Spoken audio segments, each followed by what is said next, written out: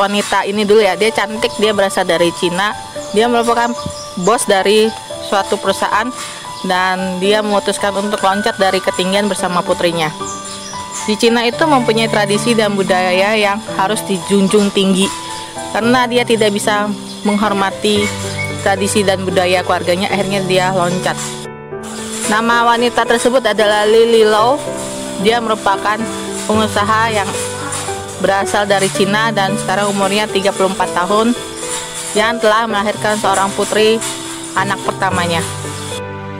Bagi seorang wanita ketika dia melahirkan anak pertamanya merupakan momen yang sangat bahagia.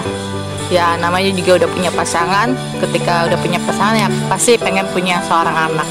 Namun dari momen yang baik ini atau momen yang bahagia ini tiba-tiba berubah menjadi sebuah mimpi buruk bagi si Lily Lau. Ya, semua orang bisa melihat kesuksesan yang dicapai oleh Lily Lau dalam hidupnya.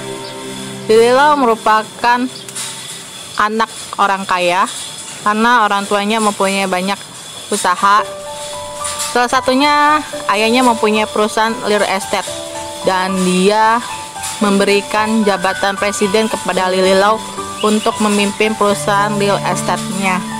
Dia mau kedepannya anak putrinya bisa memimpin perusahaan.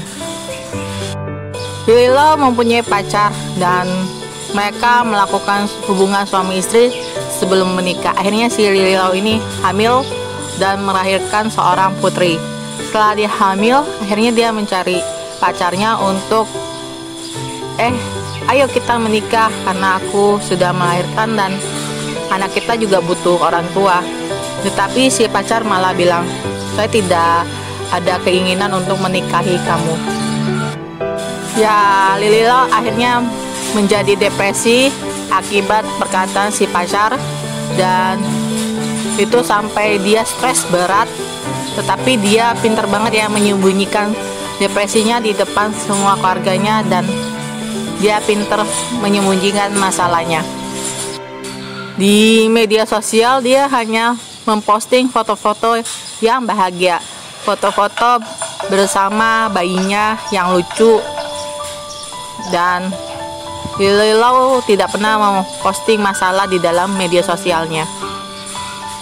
Lalu dia tulis di media sosialnya, dia tulis, dia adalah cara di mana Tuhan memberi saya sebuah perspektif tentang kehidupan. Di bawah caption si fotonya bayinya si Lily Lau. Namun demikian, ya namanya juga saking depresinya, akhirnya mental Lily Lau benar-benar down, benar-benar hancur. Ketika pacarnya memberi kabar bahwa dia tidak akan menikahi si Lily Lau. Kata pacarnya dia belum siap untuk menikah dari segi uang dan lain-lain. Sebenarnya Lily Lau udah sering mengajak dia untuk menikah semenjak dia tahu dia hamil. Tapi ya pacarnya selalu mempunyai alasan untuk tidak menikah dengannya. Tidak ada seorang pun yang tahu alasan pacarnya Lily Lau tuh nggak mau menikah dengan Lily Lau. Ya, Lily Lau merupakan anak satu-satunya dari konglomerat yang mempunyai uang yang banyak. Kalau lihat dari media sosialnya, si Lily Lau itu jarang banget berfoto dengan salah satu atau dengan semua anggota keluarganya. Dia kebanyakan berfoto dengan teman-teman kerjanya, dengan teman-teman dekatnya. Lily Lau kayaknya kehilangan seseorang yang bisa diajak curhat, bisa mengutarakan masalahnya, bisa membantu dia mencari solusi. Salah satu pria yang di Instagram dia tulis The Godfather itu habis kecelakaan, habis itu dia hidupnya benar-benar seperti kehilangan arah. Soalnya dulu-dulu dia sering banget berfoto dengan pakaian dia yang rapi, istilahnya foto dirinya sendiri. Tetapi setelah si Godfather-nya itu meninggal, dia kebanyakan tulis quotes seperti kayak curahan hati, seperti dia bingung mau curahin ke siapa atau curhat ke siapa. Akhirnya dia curhat ke media sosial berupa quotes gitu, sampai akhirnya aku baca salah satu komen dari fotonya tersebut, rupanya dia tidak diterima keluarganya ketika tahu si Lily Luo ini hamil dan dicoret dari kartu keluarganya. Dan mungkin dia bingung kali, sudah nggak punya keluarga, dicoret dari kartu keluarga, terus dia juga diusir dari perusahaan. Jadi dia bingung mau menghidupi anaknya dengan dirinya tuh pakai apa.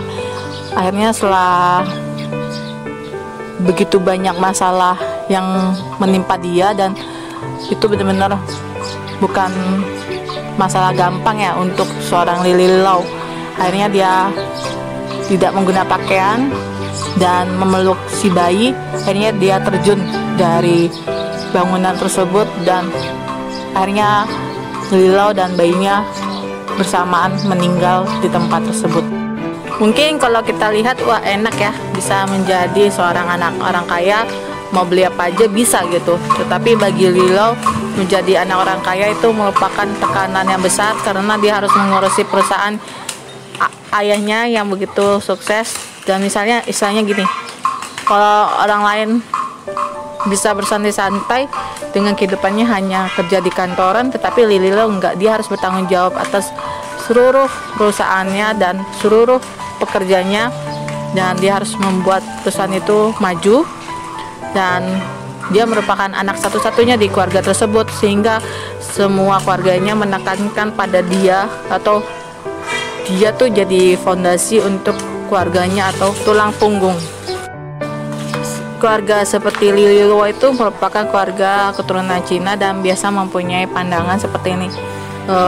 Ketika anak perempuannya hamil di luar nikah, itu merupakan sebuah aib, dan itu telah mencoreng nama keluarga.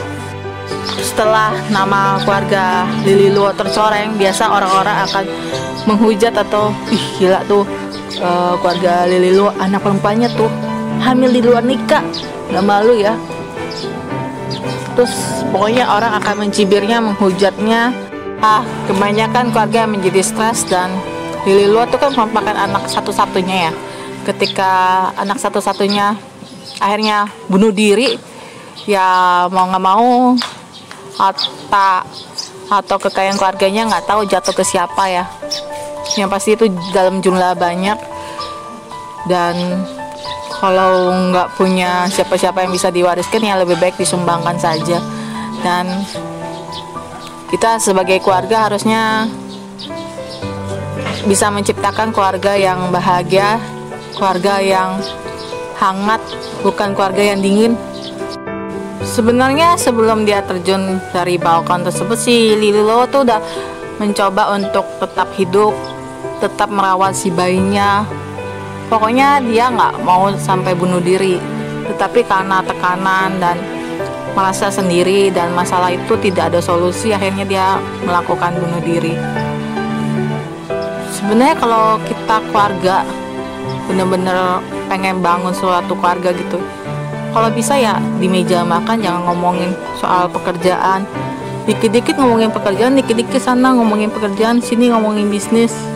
Kapan quality time, kapan tanya keadaan anaknya, kapan kita menanyakan hal-hal penting sehingga kita mengenal karakter anak kita, kapan kita ngomong santai sehingga anak tersebut bisa curhat juga dengan orang tuanya, kapan kita bisa jalan-jalan bersama sehingga ada rasa kebersamaan di keluarga tersebut, bukan di meja makan ngomongin bisnis, keluar untuk ngomongin bisnis, di mana-mana ngomongin bisnis.